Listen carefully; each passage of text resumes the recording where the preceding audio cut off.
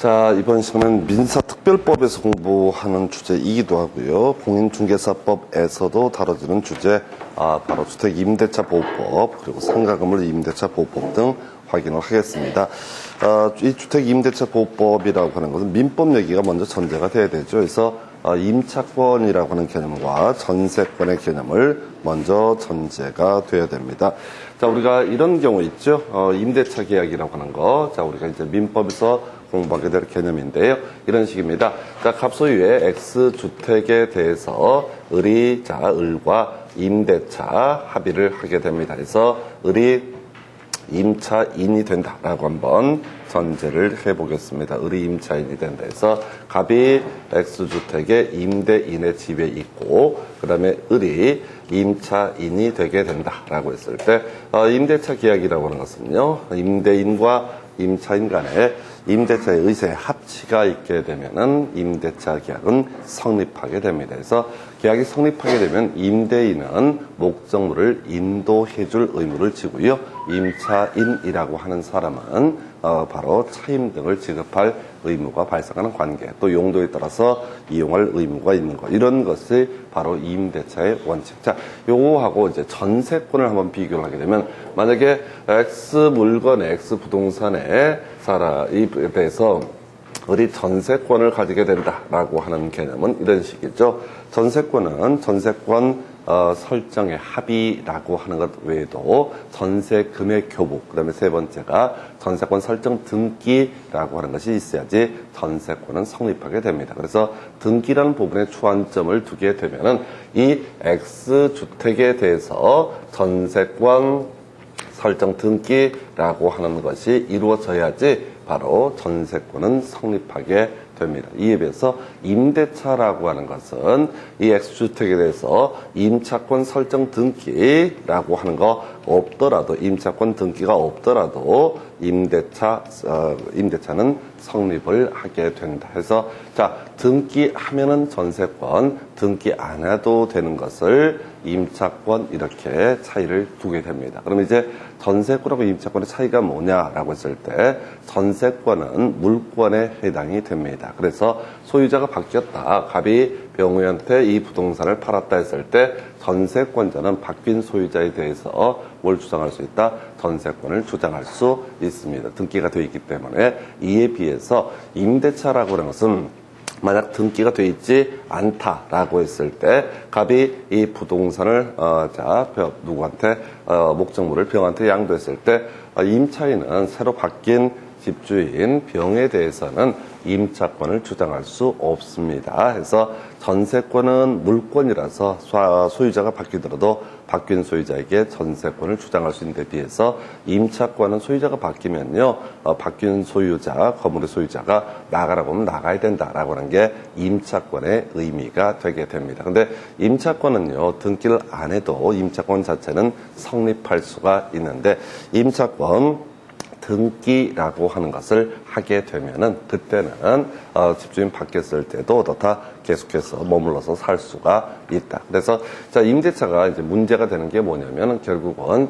집주인들이 보통 임차권 등기를 안 해줍니다. 안 해주기 때문에 이제 문제가 되는 건데 임차권 등기를 안 해준 상태에서 바뀐 집주인이 세입자 보고 나가라고 하게 되면 누구는 나가야 돼. 자, 바로 세입자는 나가야 되는 문제가 발생합니다. 그래서 난리가 나겠죠, 사회적으로. 그래서 우리 주택임대차보호법이라고 하는 법을 통해서 임차권 등기를 안 하더라도 이 세입자가 주민등록을 이전을 해 놓게 되면은, 주민등록을 이전해 놓게 되면 그때는 어떻게 한다? 바로 바뀐 집주인한테 계속해서 뭘 주장할 수 있다? 바로 임차권을 주장할 수 있다. 이걸 이름하여 대항력이라는 개념을 만들게 됩니다. 그래서 자, 주임법의 가장 본질적인 내용은 집주인 바뀌었을 때 임차권 등기를 하지 않더라도 주민등록만 이전하더라도 바로 임차권을 주장할 수 있다는 개념. 요거 하나 위에서 주임법이 만들어지고, 또 하나가 나중에 이 문제 물건이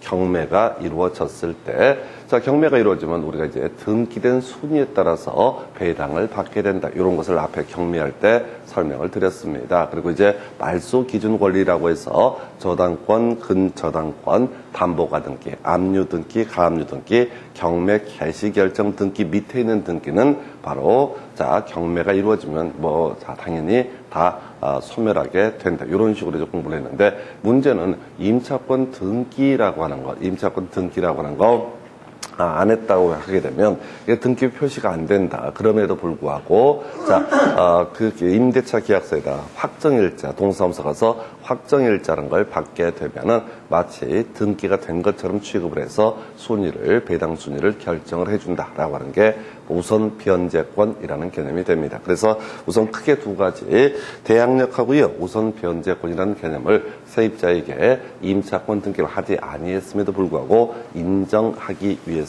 주택임대차 보호법이라고 하는 법을 만들게 됩니다. 출발점 여기 있어요. 그래서 자 주택에 대해서만 적용을 하고 상가는 나중에 상인법이라는 법을 통해서 따로 이 얘기를 합니다. 그래서 자 그 정도 전제하에서 자 첫 번째 출제 포인트 주임법에 적용 범주라고 해서 주택 임대차에 대해서는 다 적용을 합니다. 그래서 이게 이제 판례에서 뭐 특수한 경우를 몇 개를 뽑아내는데 무조건 주임법 적용합니다. 딱 하나 일시 사용을 위한 임대차 이것만 어떻다 주임법을 적용을 하지 않는다 해서 제가 이런 예를 들어줄죠.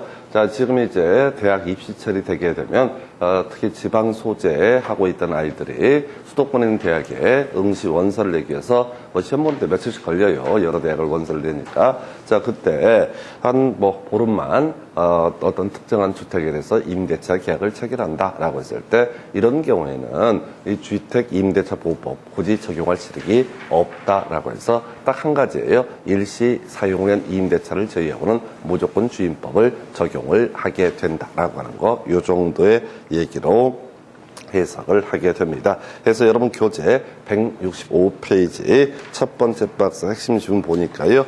자, 주택 미액의 미등기 전세 계약에 대해서는 주임법을 적용한다라든가 자, 2번 주택에 등기를 하지 아니한 전세 계약에 대해서는 주임법을 준용한다. 3번 주임법에 위반한 약정으로서 임차인에게 불리한 것은 그 효력이 없다 해서 뭐 세 번째 개는 변론을 하고요. 우리가 일반적으로 전세라고 불리는 것은 자 전세권 설정 등기를 안 하는 경우가 대부분입니다. 그런 경우에도 주임법이 적용이 되게 된다 이렇게 얘기합니다. 그 외에도 많아요. 근데 그 경우수를 외울 건 아니고 일시 사용을 위한 임대차가 아니면 무조건 어떻다 주임법을 적용을 한다. 이 정도로 하겠습니다. 자 그다음에 이제 논의하게 될 쟁점 두 번째 포인트 자 임대차 계약의 내용이라고 하는 거. 자, 존속기간이 항상 기본이죠. 그래서, 자, 존속기간 정하지 않으면 2년으로 해석을 하게 됩니다. 자, 2년보다 작아도 2년으로 해석을 하게 됩니다. 다만, 임차인은 2년 미만의 기간이 유효함을 주장할 수 있다. 그래서 주의하실 게 임차인만 2년 미만의 기간이 유효함을 주장할 수 있다라고 하는 거예요. 임차인만 어떻다 2년 미만의 기간이 유효함을 주장할 수 있다. 이건 이제 어디에서 문제가 되냐면 사례형 문제를 구성할 때 상당히 피곤하게 나와요. 임대인 갑, 임차인 을 쭉쭉쭉 이렇게 쭉 가면서 사례형에서 을은 예를 들어서 2년 미만의 기간이 유효함을 주장할 수 있다. 이제 옳은 표현 되는 건데 갑은 2년 미만의 기간이 유효함을 주장할 수 있다. 그럼 틀린 표현이 되는 거예요. 뭔 얘기냐면 별 내용은 없는데 사례형으로 구성해서는 갑이 누군지 을이 누군지 이게 헷갈리는 경우가 있습니다. 그래서 혹시 사례형 문제를 풀어가실 때는 이런 식으로 봐야 돼. 임대인 갑은, 임차인 을은 이런 식으로 지문을 만들어서 읽어야지 실수를 줄일 수 있습니다. 그래서 임차인만 2년 미만의 기간이 유효함을 주장할 수 있다. 이 정도가 되겠고요.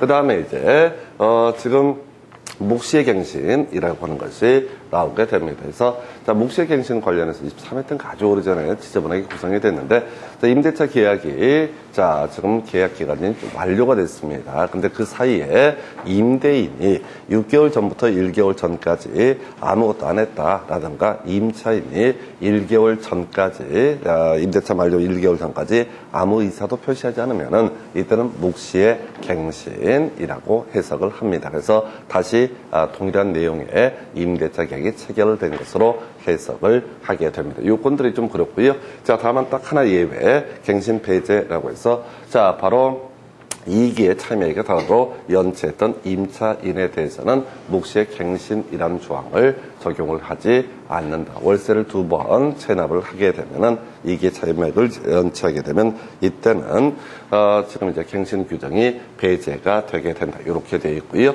자, 임대차가 묵시적으로 갱신이 됐을 때 임대차의 존속기간 2년으로 본다. 여기까지는 별 문제가 되지 않습니다. 나중에 상임법은 다 이게 2년이라고 하는 숫자가 1년으로 바뀌게 됩니다. 그건 뒤에서 비교를 해드리겠고. 자, 그런데 이때 임대차가 묵시적으로 갱신됐을 때 임차인만 해지할 수 있고요. 이 계약 해지 의사표시가 통지가 있게 되면은 이때 3개월 후에 효력이 발생한다라고 해서 이게 이제 66에 61에 X의 3이라고 하는 개념이 나오게 됩니다. 그래서 66에 61에 X의 3. 요건 이제 민법 얘기를 같이 묶어서 이제 설명을 드려야 되는데 이런 게 있죠. 우리가 전세권 이라고 하는 것이 있게 됩니다. 자, 갑 소유의 맥스 물건에 대해서 을이 전세권을 가지고 있다라고 돼 있어요. 그래서 만약에 이 전세권 설정 계약을 체결할 때 존속기간을 정하지 않게 되면 존속기간은 정함이 없는 것으로 보고요.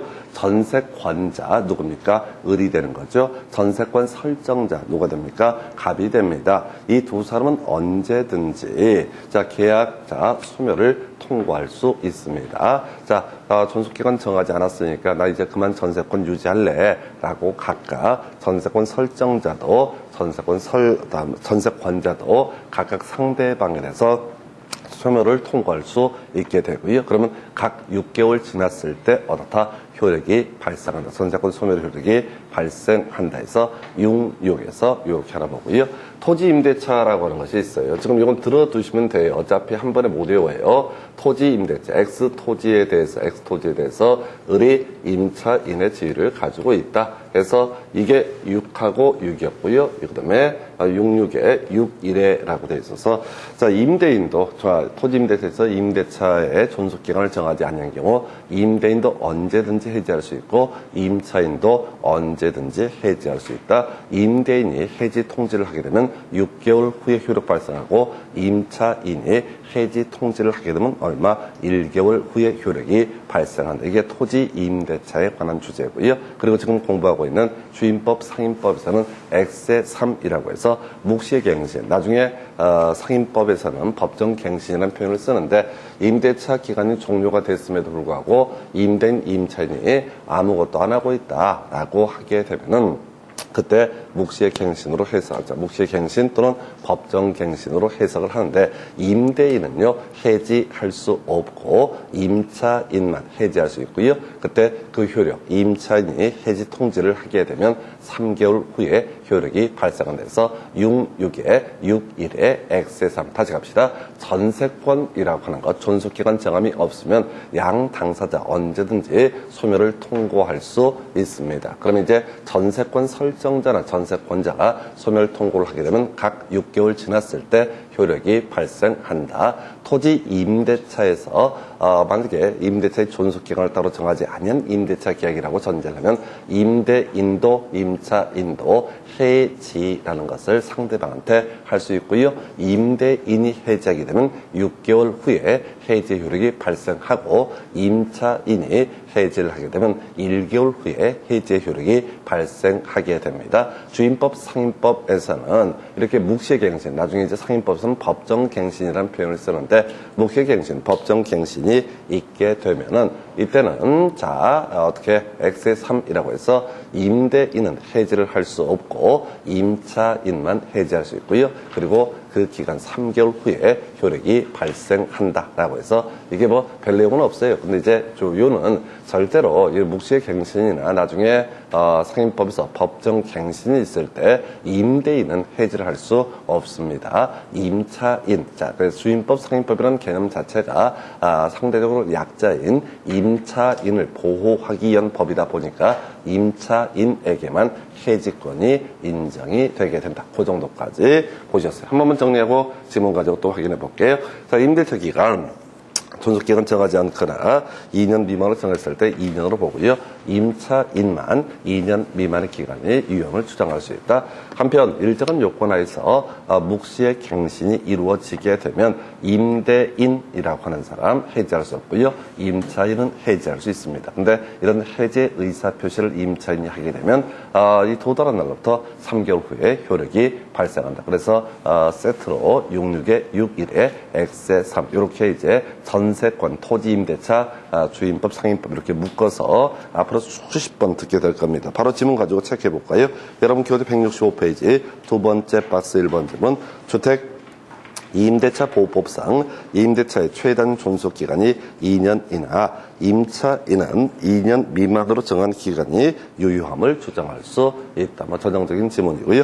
2번 당사자의 합의로 임대차 계약 기간을 1년으로 정했을 때 임차인만 그 기간이 유효함을 주장할 수 있다. 옳은 표현. 다음 페이지 넘어가서 주임법상 임대차 기간이 끝난 경우에도 임차인이 보증금을 반환받을 때까지 임대차 관계에 존속된 것으로 본다 해서 큰 의미는 없고요. 이걸 우리가 법정 임대차라고 얘기를 합니다. 해서 임대차가 종료가 되는데 보증금을 돌려받지 못하고 있으면 계속 임대차가 존속하는 것으로 보게 된다.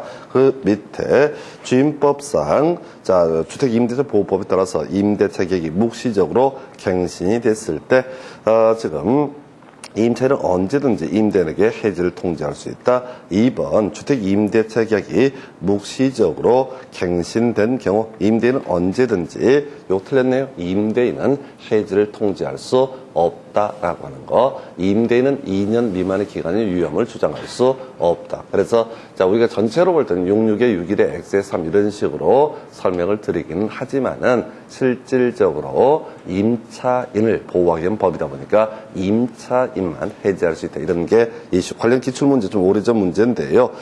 보니까 첫 번째 너무 어렵습니다. 을이라는 사람이 일단 누구냐면 임차인이고요. 갑이 임대인입니다. 그래서 요걸 이제 언제적 문제? 24회 때 문제니까 아마도 그 당시 문제, 거의 죽으라고 냈던 문제 중에 하나입니다. 그래서 임차인 을이 임대차 기간 종료 1개월 전까지 갱신 거절의 통지를 하지 않으면 묵시적 갱신이 된다. 그 다음에 두 번째 임차인 을이 이익의 차임액을 연체했을 때 묵시의 갱신이 허용되지 않는다라고 하는 거. 나중에 상임법은 3기입니다. 3번 세 번째 임대인 갑이 임대차 종료 디귿번은 6개월이고요. 리을번은 1개월입니다. 그래서 6개월 전부터 1개월 전 사이까지 갱신 거절의 통지를 하지 않는 경우 묵시적 갱신이 된다. 그래서 임대인은 6개월에서 1개월 전 사이, 임차인은 1개월 전에 갱신 거절의 통지를 해야 됩니다. 그렇지 않으면 묵시의 갱신이 인정되고요. 오른쪽에 묵시적 갱신이 된 후 임차인 을에 의한 계약 해지 통지는 갑이 통지를 받은 날부터 3개월 지나게 되면 그 효력이 발생한다라고 해서 요 전체를 이제 한번 냈던 문제인데 아주 어려웠던 문제입니다. 24회 때 해서 법조문을 다 외워야지 풀 수 있었던 문제 해서 요 정도까지 보셨고요. 그 다음에 이제 여러분 교재에 보게 되면 167페이지에 차임의 증액 청구 등 관련인데 거의 쟁점되지 않습니다. 차임의 증액 청구. 그 지문만 가지고 날려버릴게요. 거기 보면은 사임 증액 청구 20분의 1을 1년 내는 하지 못한다라고 되어 있습니다. 그래서 설명 간단히 드릴게요. 우리가요, 이 임대차 계약을 체결했습니다. 주택 임대차 보호법에 따라서 임대차 계약을 체결을 한 상태입니다. 근데 임대차 계약을 체결했다라는 전제하에서 그런 경우가 있다는 거죠. 갑자기 물가가 많이 바뀐다거나 경기 변동이 심해서 기존의 임대차 계약의 내용이 적정치 않다라고 판단이 되게 되면 임대인은 뭘 할 수 있다고요? 증액 청구를 할 수 있고요. 임차인은 사실 감액 청구를 할 수가 있습니다. 근데 임대인이 증액 청구를 할 때는 5%까지입니다. 20분의 1이라는 게 5%. 나중에 상임법도 똑같고 그 다음에 1년 내 한 번 증액 청구를 하거나 계약 체결을 하고 나서 1년 내는 증액 청구를 하지 못한다라고 되어 있어요. 그럼 이제 1년 초과 지금 임대차 계약을 체결하거나 또는 증액 청구 등을 하고 나서 1년 후에 1년이 지나게 되면 어떻게 할 수 있다? 이 차임이 적정치 않다고 했을 때 5% 범위 내에서 증액 청구를 할 수 있다. 이런 논리 구조인데 여기서 하나 주의하실 게 뭐냐면은 실질적으로 이 집주인이 세입자한테 증액해 주세요 라고 해서 증액 청구가 되는 게 아니라 시도 단위에 두는 무슨 위원회가 있어요. 거기 가가지고 그 위원들의 사인을 받아야죠. 다 증액 청구라고 하는 것이 가능합니다. 거의 의미가 없는 조항이에요. 만약에 개인 대 개인으로 5% 증액 청구할 수 있다. 그러면 의미가 있겠지만은 1%든 2%든 이게 자기 집주인 생각에 지금 이게 온당치 않아 너무 싸라고 판단해서 자 5% 증액 청구 이런 거 받아주지 않습니다. 그래서 이 숫자가 아무 의미가 없어요. 다만 나중에 상인법도 마찬가지고 주인법도 마찬가지인 게 자 지금 이제 5%고요. 둘 다 5%고 그다음에 1년이라고 하는 것이 하나의 포인트. 그래서 굳이 해석하면 이런 식이야. 주택 임대차 계약을 보통 2년을 체결하는데 2년 체결하고 딱 1년 지났는데 어머 물가가 겁나 급등을 했네. 너무 억울해. 월세가 온당치 않아. 라고 해서 뭘 할 수 있다. 시도 단위에 두는 부동산 무슨 조정위원회가 있거든요. 거기에 가서 청구를 해가지고 그 사람들이 사인하고 등등등 했을 때만 뭘 할 수 있다고요? 증액 청구라는 게 유의미합니다. 그래서 안 해요. 아무도. 이런 것들은 이용 자체를 하지 않습니다. 왜? 차라리 1년 후에 그냥 빼버리면 되는 거지. 자, 증액 청구니 뭐 이럴 실익들이 없다라는 거. 다만 주의하실 게 문제 구성할 때 가끔 장난칠 때 감액 청구를 끌고 나올 때가 있어요. 감액 청구. 감액 청구는 제약이 없습니다. 금액에 제약이 없어요. 감액 청구는 금액에 제약이 없다고요. 또 기간 제한도 따로 없어요. IMF 사태 같은 걸 얘기하는 겁니다. 자, IMF 사태 때 말이죠. 예를 들어서 주택 가격이 3억이다가 갑자기 이제 1억 5천짜리가 됐다 하십시다. 근데 지금 전세 보증금이 2억인 경우가 있다. 그럼 이제 오히려 전세 보증금 값이 더 높은 경우 있거든요. 그러면은 이 깡통 전세라고 해서 안 되겠다. 바로 이때는 역시 시도 단위에 두는 그 위원회 가가지고 뭘 하게 되면은 감액 청구를 해서 온당하다라고 판단이 되게 되면 그 금액 제약 없이 어떻게 할 수 있다? 감액 청구를 할 수가 있다. 그래서 거의 이건 시험에 나오지 않는 주제가 증액 청구, 감액 청구라는 개념이 됩니다. 그래서 자 대신 거기 재계약하는 경우는 증액 청구에 제한을 받지 않는다라고 되어 있죠. 그래서 우리가 그 전세세를 많이 올려달라고 합니다라고 했을 때 이 5% 조항 적용 안 합니다. 새롭게 재계약을 하는 경우는 어떻다? 기존의 내용은 전혀 기준점이 될 수가 없다. 그래서 여러분 교재 167페이지 차임 증액 청구에 관한 규정은 임대차 계약이 종료된 후 재계약을 하는 경우에 적용하지 아니한다라고 이렇게 되어 있습니다. 그 정도.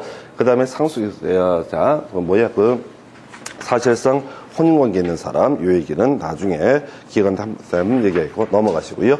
자, 이게 좀 잡다한 얘기고, 이제 본론 들어갑시다. 좀 얘기가 좀 어긋나게 되는데, 지금 임대차 보호법의 본질, 주택임대차보호법의 출발점은 뭐냐면은 두 가지예요. 자, 지금 임차권 등기를 해주지 않기 때문에, 자, 집주인 바뀌었을 때 세입자라고 하는 사람이 나가야 되는 운명에 처하게 된다라고 하는 게 첫 번째 출발점이 되게 됩니다. 나가야 되는 운명에 처하게 된다. 그런데 임차권 등기를 안 하더라도 지금 누가 임차인이 주민등록을 옮겨놓게 되면은 마치 등기를 한 것처럼 취급을 해줘서 대항력을 인정을 하게 된다. 그래서 자, 소위 대항력이라는 것은 집주인 바뀌더라도 바뀐 집주인에 대해서 계속해서 주택 임차권을 주장할 수 있는 권리를 뭐라고 한다? 대항력이라고 부르게 됩니다. 그래서 자, 대항력이라고 하는 것이 자, 요건 간단하게 먼저 비교할게요. 이 대항력이라고 하는 것은 자, 인도 받아야 되고요. 그 다음에 두 번째가 주민등록이라고 하는 거 두 가지 요건을 갖추게 되면 어떻다? 대항력이 발생한다. 근데 인도는 이제 관념적인 거니까 키만 받으면 그걸 인도 받았다고 얘기를 할 겁니다. 그 주택에 대한 키를 넘겨받게 되면 어떻다? 인도를 받았다라고 얘기를 할 테고요. 그럼 주민등록이라고 하는 것도 필요하게 되겠죠. 그 다음에 이제 나중에 비교할 게 우선 변제권이라고 하는 것이 있어요. 자, 그러면 이렇게 가볼까요? 자, 갑소유의 X주택에 대해서 의리 저당권을 가지고 있다. 채권의 1억이라고 한번 해보겠습니다. 자, 그 다음에 병이라는 사람이 등기되지 아니한 주택 임차권을 가지고 있다. 주택 임차권을 가지고 있다. 이 사람의 보증금 채권이 예를 들어서 1억이라고 해보겠습니다. 세 번째, 갑을병정, 정이라는 사람이 지금 또 후순위 저당권을 가지고 있다. 채권액이 1억이다 라고 한번 전제를 해보겠습니다. 이 물건이 경매가 됐다라고 한번 해보겠습니다. 자, 경매가 됐는데 딱 2억만 배당금으로 나오게 됩니다. 실제 경매 과정에서 3억이 나온 게 아니라 2억밖에 안 나왔다. 그러면 이제 원래대로 치면요, 등기가 지금 되어 있는 권리는 을의 저당권과 정의 저당권만 등기가 되어 있습니다. 그럼 이제 배당 순서는 을이 1억, 그 다음에 정이 어떻다 1억을 배당을 받는 게 일반적인 구조가 되게 됩니다. 만약에 임차권이 등기가 되어 있다. 아까 집주인이 드물게 임차권 등기를 해줄 수 있거든요. 그러면 을이 1억, 병이 1억을 배당을 받는 구조. 이게 이제 경매가 진행이 됐을 때 배당받는 순서에 가는 거, 등기된 순서에 따라서 이루어지게 됩니다. 그런데 주택임대차 보호법이라는 것을 따르게 되면 이 우선 변제권이라고 하는 거 등기하지 않더라도 이 계약력이라는 요건에다가 그 계약서에다가 확정일자라고 하는 것을 확정일자를 받게 되면은 이때 어떻다 우선 변제권이 발생한다. 이때 우선 변제권은 후순위 권리자보다 우선 변제권이 있다 이런 얘기가 되는 겁니다. 그래서 이런 물건에서 이 주택 임차권을 가지고 있는 병이 인도받고 주민등록하고 그다음에 임대차 계약서에다 확정일자까지 받게 되면은 누구보다 뒤에 있는 후순위 권리자 정보다 어떻다 우선 배당을 받을 수가 있다라고 하는. 그래서 우선 변제권이라는 것은 경매가 진행이 된다라는 전제하에서 경매가 진행이 된다는 전제에서 배당 순위라고 하는 것을 결정하기 위한 개념이 되게 됩니다. 그러면 만약에 이 사람이 지금 병이라는 사람이 인도받고 주민등록만 하고요. 어떤 이유가 있어서 임대차 계약서에 미처 확정일자를 받지 못했다라고 한다면 이때는 먼저 선순위로 이 사람이 들어와 있다라고 할지라도 자 최소한 뭐는 인정되지 않는다. 바로 우선 변제권은 인정되지 않는다라고 하는 거에서 이제 이 얘기가 결국 이제 우선 변제권하고 대항력 요 두 개를 인정해 주기 위해서 주택 임대차 보호법이 존재하게 됩니다. 좀 더 살을 붙여볼까요? 경매가 진행되면요, 우리 말소 기준 권리라고 하는 것이 있었죠. 말소 기준 권리라고 해서 저당권, 근저당권, 담보 가등기, 압류 등기, 가압류 등기, 경매 개시 결정 등기 중에서 가장 선순위에 있는 권리를 뭐라고 한다? 말소 기준 권리라고 부르게 됩니다. 그럼 이제 경매가 진행되면 말소 기준 권리는 을의 저당권이 말소 기준 권리가 되게 될 것이고, 그러면 을의 저당권부터 그 밑에 있는 권리는 모두 다 매각으로 소멸하게 된다. 자, 그래서 얘가 만약에 등기가 확정일자를 못 받았다라고 하면 배당도 못 받고 당연히 임차권은 어떻다 소멸하게 된다라고 하는 거. 그래서 이게 우선 변제권이 경매 과정에서 그 보증금을 반환받기 위한 그런 수단 방법 중에 하나가 되게 됩니다. 그래서 자 다시 정리합시다. 결국은 주임법에서 중심축은요 대항력과 우선 변제권이라고 하는 거. 대항력을 갖추기 위해서는요 인도받고요 포인트 주민등록 혹은 전입신고라는 것을 해야지 어떻다. 자 임차권 등기를 하지 않더라도 대항력이 발생되게 된다. 그 얘기는 집주인 바뀌었을 때 바뀐 집주인에 대해서 계속해서 임차권을 주장할 수 있다. 이런 논리 구조가 되게 될 것이고요. 그 다음에 자 이 대항력 갖춘 데다 추가적으로 임대차 계약서에다 확정일자라고 하는 것을 받게 되면은 이때는 뭐까지? 바로 우선 변제권까지 확보를 하게 된다. 우선 변제권을 확보를 했다라고 하는 얘긴즉슨 자 그런 얘기를 하는 거죠. 우선 변제권을 확보를 했다는 얘기는 후순위 관리자보다 어떻다? 경매 배당 과정에서 우선 변제를 받을 수가 있다. 이게 전부의 사실은 몇 개 이제 살을 붙여서 얘기를 할 텐데 이 주임법 이런 걸 공부할 때 좀 피곤해지는 것 중에 하나가 너무 디테일한 부분들을 자꾸 읽어가다 보면 그냥 중심축을 놓쳐버리면 이게 아사리판이 되어버립니다. 그래서 되게 간단한 법에 의해서 대항력 우선 변제권 요거 특별히 세입자한테 인정을 해주기 위해서 만들어진 시스템이 바로 주임법, 또 나중에 상임법도 동일한 논리 구조로 되어 있습니다. 그래서 그렇게 봐야겠고요.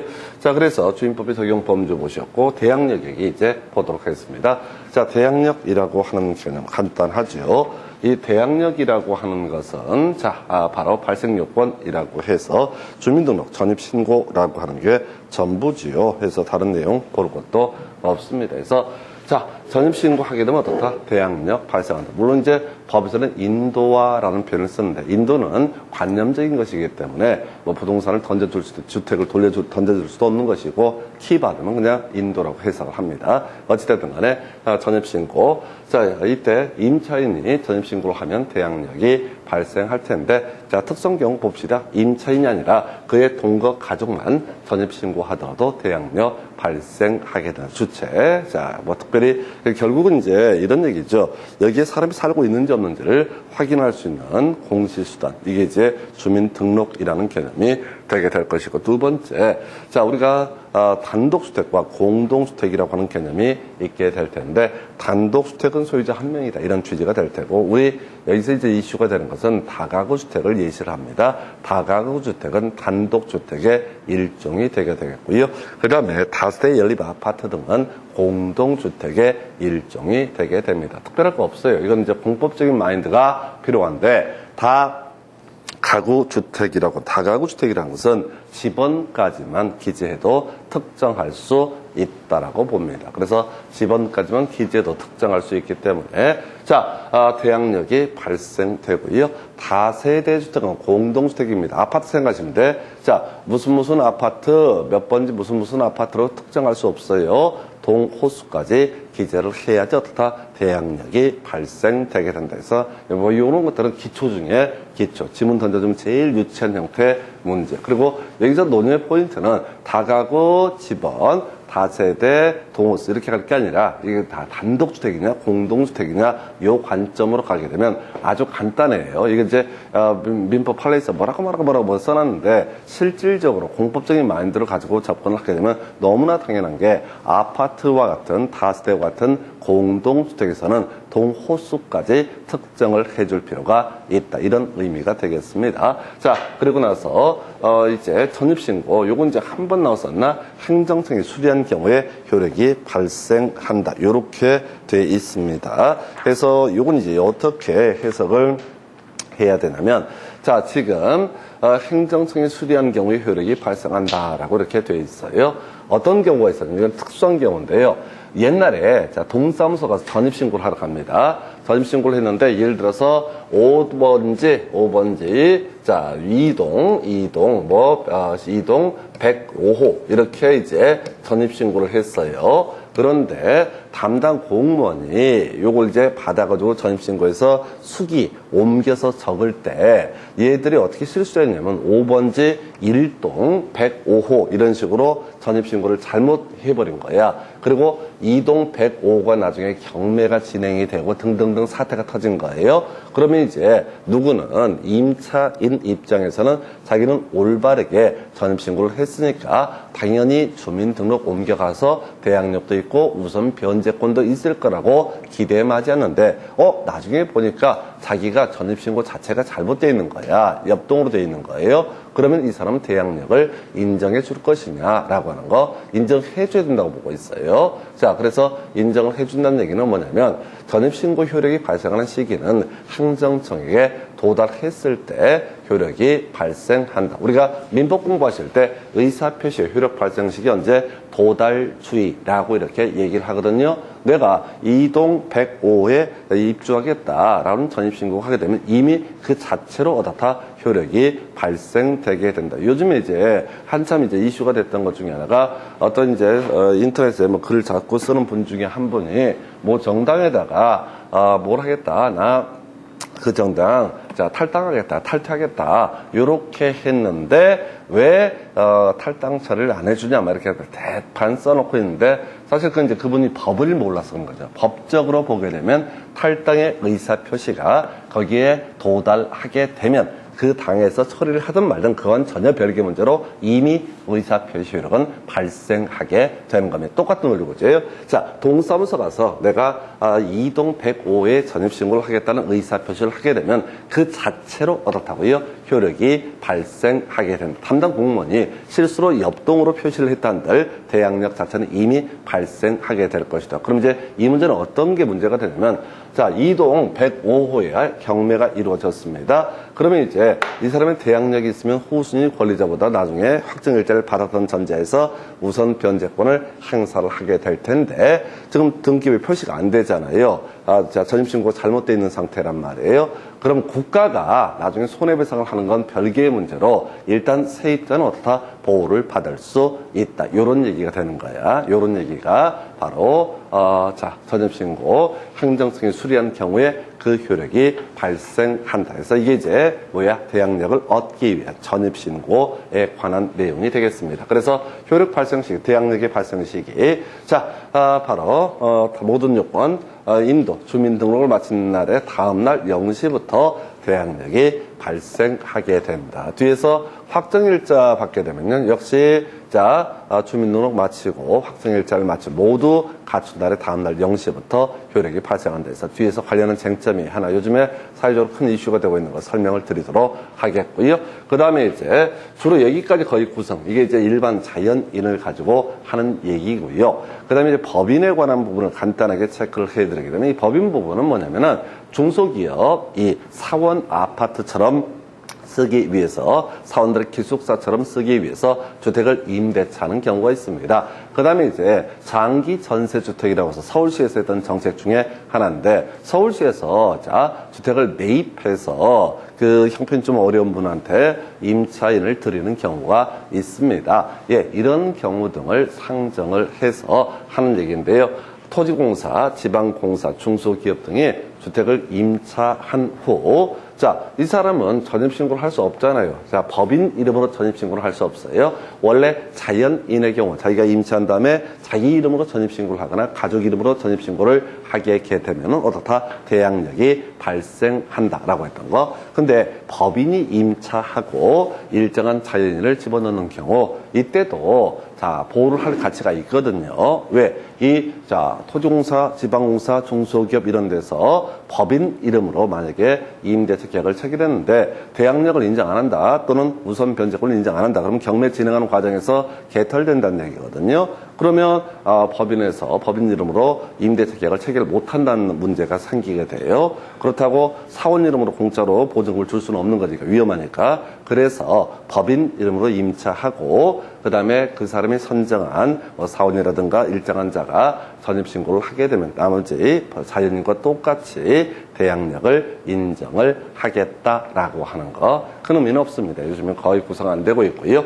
자, 그런데 요거 이제 하나 이슈가 될 게 전속이라고 하는 주제를 볼까요? 자, 요건 이렇게 한번 가십시다. 우리 아까 전세권이라는 개념과 비교를 해야 되는데, 전세권은요, 등기 있으면 성립하게 될 것이고, 전세권 설정 등기가 불법적으로 말소가 되거나 하는 경우에 전세권은 소멸하지 않습니다. 전세권에, 자, 우리가 물권의 성립 요건 중에 하나가 등기라는 것이 되게 되는데, 등기라고 하는 것을 통해서 성립하는 건 별개의 문제로, 불법적으로 그 등기가 말소가 됐을 때 전세권이 소멸하거나 하지는 않습니다. 자, 근데 이것은 이 주임법상 대항력이라고 하는 것은, 자, 바로 이 주민등록이라고 하는 것, 전입신고라는 것이 효력 발생 요건이자 효력 존속 요건으로서의 성격을 가지고 있다. 그래서 효력 존속 요건이라는 얘기는, 자, 중간에 주민등록을 옮기게 되면 어떻다? 대항력 상실하고요. 또 나중에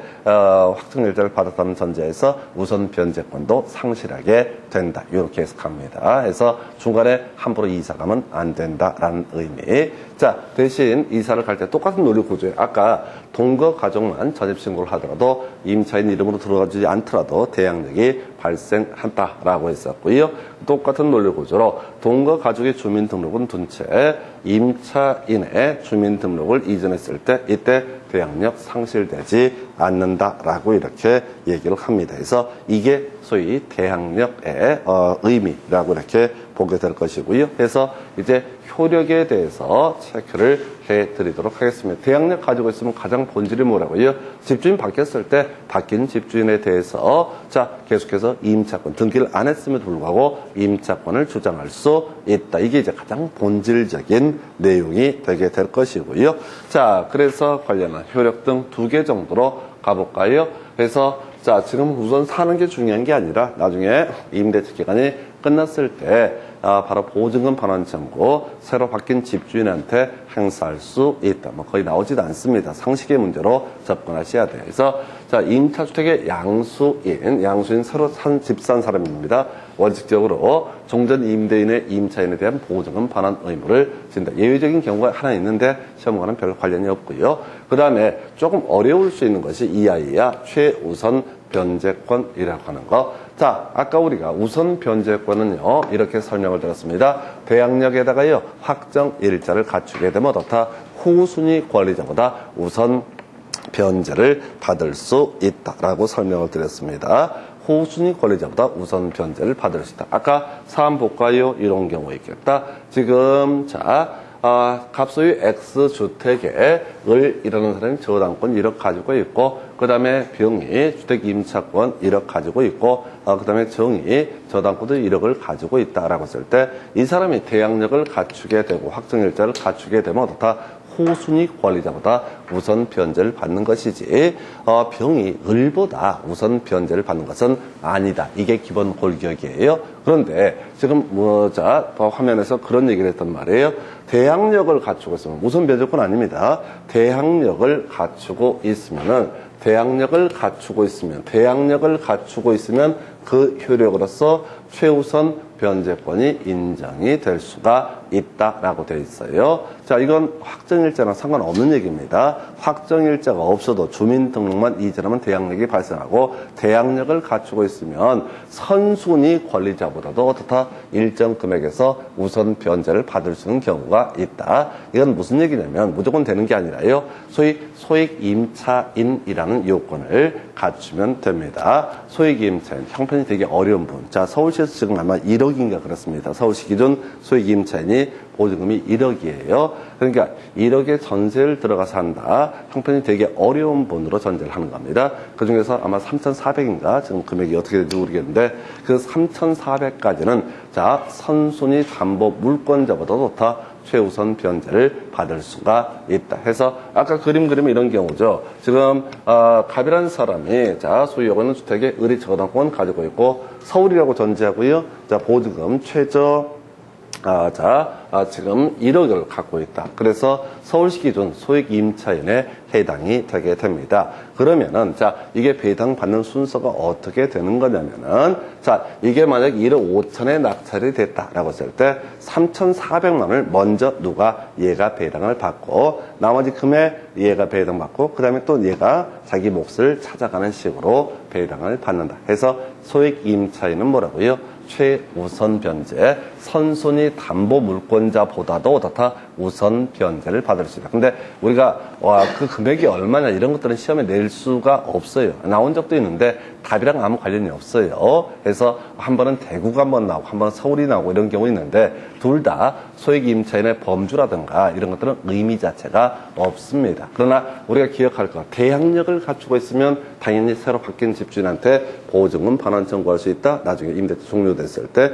한편 중간에 경매가 진행이 됐을 때 소액 임차인이라는 요건을 만약에 갖추고 있다면 선순위 담보물권자, 선순위 저당권자보다도 일정 금액에 한해서 최우선 변제를 받을 수 있다. 좀 이따 확정일자를 받아가지고 우선 변제권 얘기하고 혼동하면 안 돼요. 최우선 변제는 소액임차인이라는 전제하에서 소액임차인이라는 전제하에서 누구보다 선순위 담보물권자보다도 일정 금액까지 최우선 변제를 받을 수 있다. 그래서 사람들이 머리를 씁니다. 더럽게 머리를 써요. 어떻게 머리를 쓰냐면 자 보십시다. 갑이 말입니다. 이 주택을 만약에 지금 이제 저당권을 설정 이렇게 권리 공개가 됐다 하십시다. 그랬을 때 갑이 딱 보니까 지금 이제 빚을 갚지 못해서 경매가 진행이 되려고 할 때 이 주택에 대해서 A 조카입니다. B 딸내미입니다. C 조카입니다. 이런 애들 이름으로 방 하나마다 다 임대차 계약을 체결해 버리는 거예요.